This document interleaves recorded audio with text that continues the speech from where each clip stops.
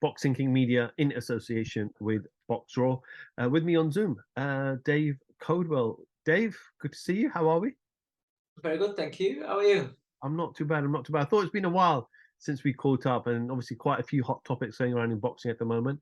Just kind of wanted to go back last week. Obviously, a few heavyweight announcements. Let's talk about Alexander Usyk first and Daniel Dubois. Does Daniel Dubois have a better chance than Anthony Joshua in this fight against Usyk? Oh, I would say not in fair of no, I don't think so. What I would say, obviously, he has in favour is that Usyk is now X amount of months older. He's another training camp, wear and tear. That if I'm gonna clutch at straws and things that might play in his favour a little bit, then there's more damage being put on Usyk through the Joshua fights and the training camps, and so you never know what sort of effect that has when people get to a certain towards a certain age, and also just the sheer size and weight of the damage that's coming your way as a heavyweight, boxing in the heavyweight division, should I say, especially being a smaller man. So that's the only thing that I would say that puts him in more of a positive situation. But other than that, I don't believe so. I couldn't say that Dubois is a better fight than AJ from what I've seen of them both so far in their careers. I know you've recently obviously taken into your gym Ebony Bridges. Now, it's going to take you time to gel with Ebony and for Ebony to adapt to your way of thinking. Obviously, you don't change too much in the fighter, but that relationship, that bond takes time. Yeah. Leaving Shane McGuigan and going to Don Charles and then straight into the Usyk fight, how much of an impact, both negatively and positive, will that have for Daniel? So, I mean, some fighters you just gel with straight away, and and they're that sort of mentality or at ease with themselves where it can just mesh really nicely, really, really quick, and you feel as though you've been working on them forever. And then some fighters do take a fight or two or even more to gel. Depends on the individual. It depends on the pairing, the matchups. To be honest, all I will say is that I don't know either coach particularly well. But what I will say is that Shane McGuigan is one of the best coaches that's in the game right now. I don't need to see him at work. I don't need to see him in the gym. I just look at his results, and I just look at what he's achieving with the fighters that he's working with. Yes, he's working with good, talented fighters, but he's still got to go out there and get the best out of them. I feel that a coach's job is to get the best out of what you're working with, and you can't tell me that Shane McGuigan's not doing a great job, because how many world champions is he getting? Over his time in boxing, he's absolutely smashed it, and he's a proven commodity as a boxing coach. I don't know what the dynamic was with Daniel Dubois. This is where when you say you don't know how they work together, anything like that. But all I can say is that Don Charles, very experienced coach himself. He's been around the game a long, long time. And it's not a slight on Don. This is what I would say with anybody that's leaving somebody like Shane, that's hot, that's smashing it, that's doing fantastic. Unless they're not getting what they feel they need, say time, say if Shane's putting in more work with the others than he is with Daniel, then I get it. But I found that a very, very strange move, and the timing was even more strange because, like you say, you're leaving one of the best coaches in the game going into a fight where you're an underdog and where you're in against somebody that's like a Rubik's cube and somebody that is a huge puzzle. It's not just a case of going in there and swinging. Usyk's seen that kind of style a million times throughout the amateurs, then the pros. There's a little bit more to it than that. And like I said, it's not a slight on Don. It's more of my me rating Shane as a coach. Like I said, there's some people doesn't matter what coach it is, doesn't matter what fight, people are always going to detract and say that they're crap, that this, that, or that. Based on results only and looking from afar, I found that was a little bit of a strange situation. But each to their own, and all you can say is that relationship must have broke down. There must have been something there with him that made him choose to look elsewhere, because Shane's still got his sister and he's doing a fantastic job with her as well. Do you know what I mean? So it's got to be an individual thing, individual preference. Another announcement made last week, Frank Warren described it as being a game changer. Tyson Fury against Francis Ngannou. You can get me in shit, man. Dave, there's been a lot of frustration from fans and fighters. It's not a game changer, is it? I don't this so I get it, but it's not a game changer, because it's not.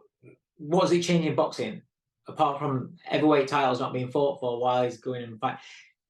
Is it a game changer in the crossover? No, because Conor McGregor and Mayweather fought. So why is it a game changer? So it's not a game changer. So that's firstly, I don't agree with the term game changer. Is it a massive event? Yes, it will be a massive event.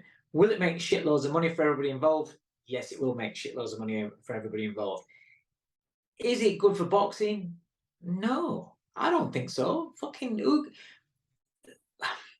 people are trying to sell it and say, "Oh, Ngannou can punch. All he's got to do is he's go out there and land his shot, and he can do Fury. He's got that puncher's chance." Well, isn't that the same for what we say in boxing? Is anybody can get taken out with anybody that if they get hit right. So that's the same for every single fight out there. So it is what it is. But the thing is, good quality fighters have been in there with Tyson Fury trying to take him out and haven't yet. 9 times out of 10, they can't land on him. The man is that good. So you've got the man that is the elite of the division. For me, it's him and Usyk. There you go, right? Flip a coin. I think Fury, because of his size, has the advantage. But you're talking about the elite of the division against a guy that's never had a professional boxing fight. Now, MMA is a monster. And I don't get this crossover shit. Unless you're having a 2-fight series, right? Where one does it in a cage, one fights in a cage, one fights in the ring. Then you can, it's tit for tat. There you go. See how one fares in one, other fares in other. But you expect the MMA fighter to smash the boxer in an MMA cage, and you expect the boxer to smash the MMA guy in a ring. So I don't really see the point, apart from it makes the money. So I understand why it's happening. But I don't see it as a game changer, like I said, because McGregor and Mayweather have been there, done that. Dave, Tony Bellew, Carl Froch, many others were very vocal about this. But let's look at it from the other perspective. As you've said clearly there, if anyone was put in a position where potentially, and we're talking figures around up to £40 million or dollars. It's money. At the end of the day, people turn around and say, listen, I want to see Fury against Usyk. I want to see the best fights out there. If they're not there, then Fury against AJ. If it's not there, then just fucking fight like heavyweight champions used to do. Do you know what I mean? You had Holyfield fight Burt Cooper and people like that when you had a heavyweight waiting for the big fights. They'll take another fight.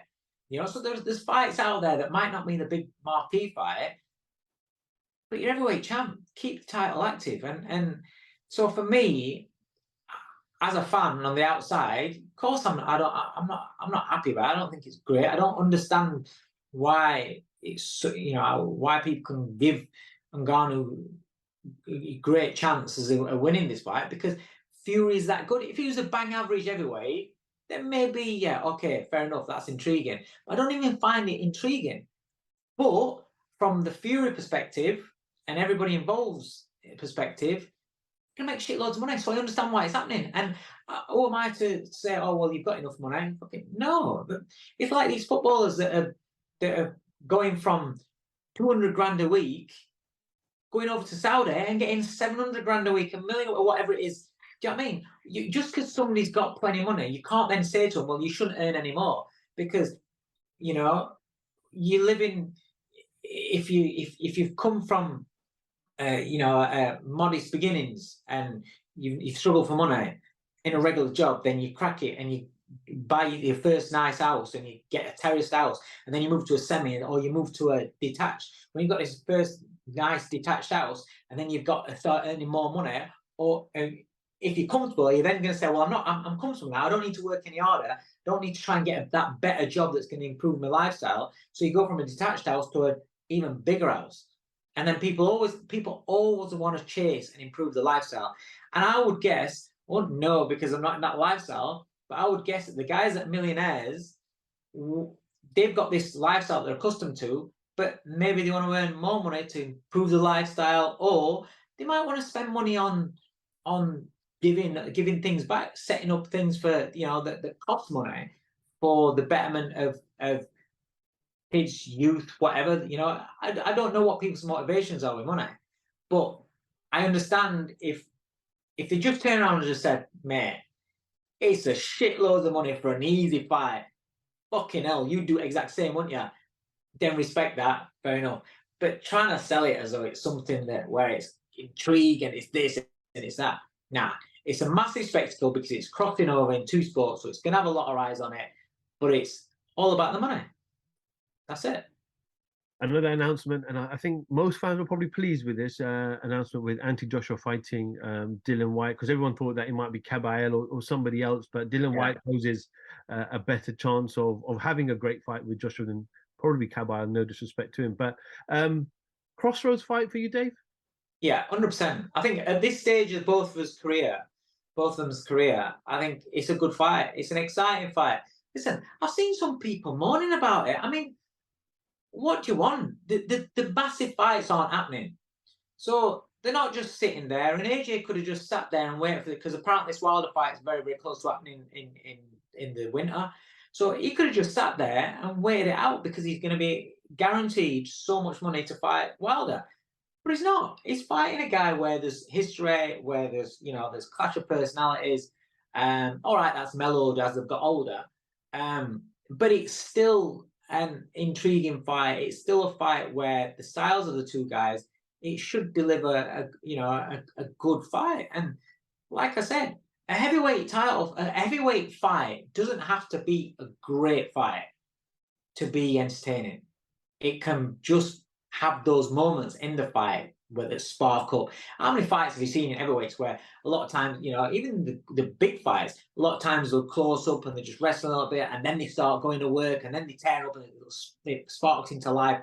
They're them exciting moments that people want to see in heavyweight fights, followed by the big punches and the knockouts. So I think this has got the ingredients, especially both fighters. They've got that air of vulnerability about themselves. Both fighters can punch.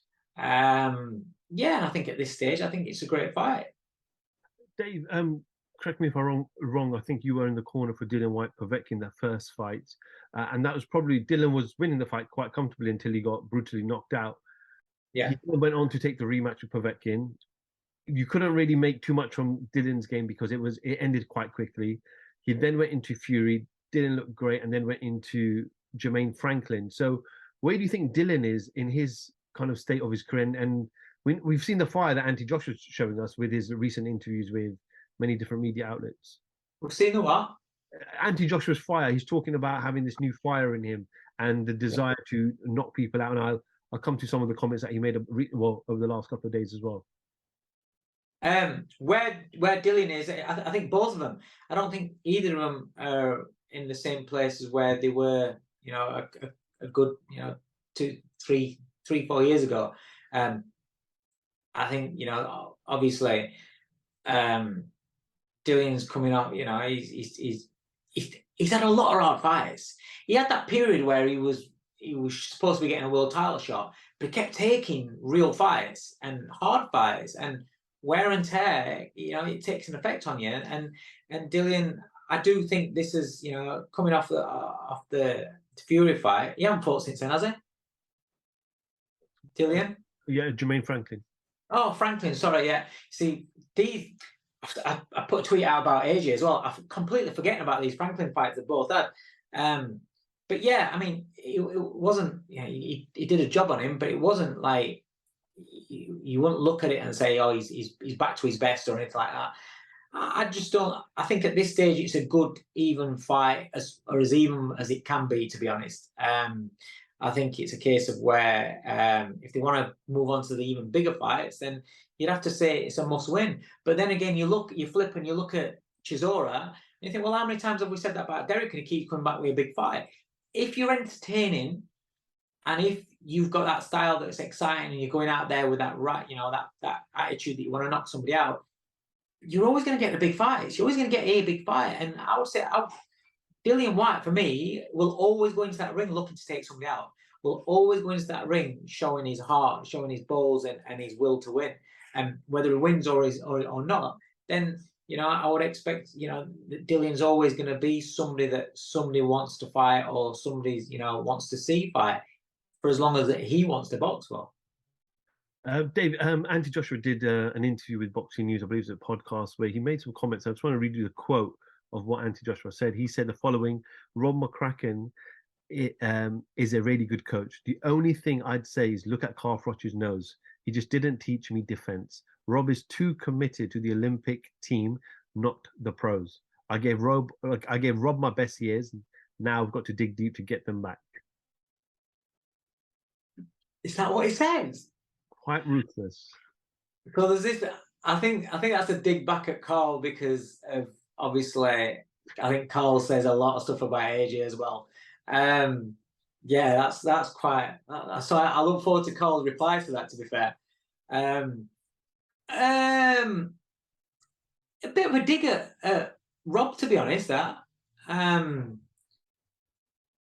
you see, if that's, I haven't seen it in what context he's speaking back, but that looks. I mean, to me, that's a dig at McCracken.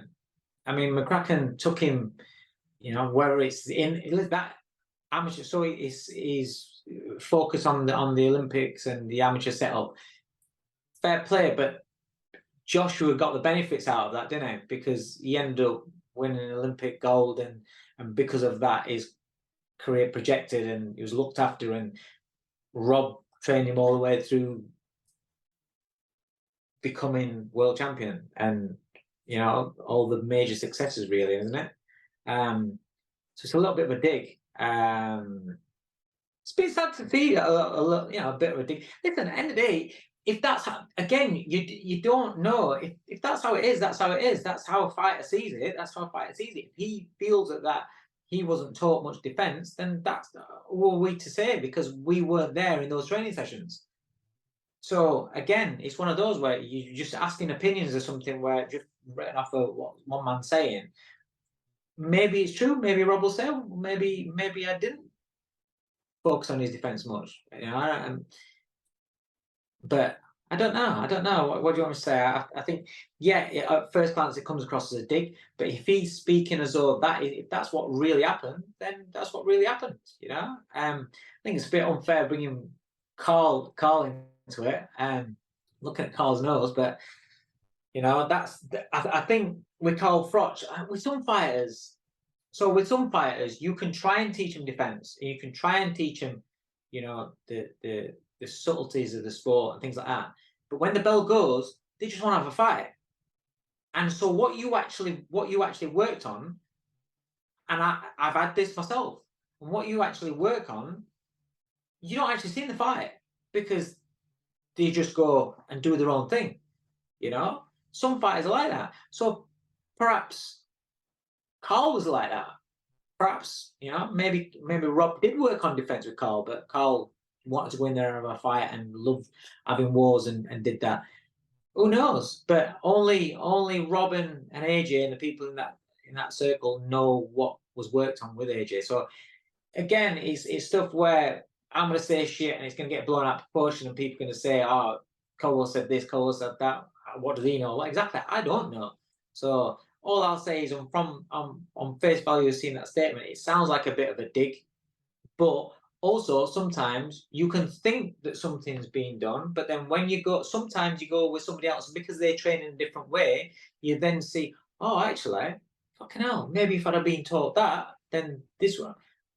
so sometimes it just because it's a different coach, your eyes get open to different things. It doesn't mean that that is going to make you any more successful, because he's left Rob for the way that Rob coached him, and he's not been more successful than when he was with Rob.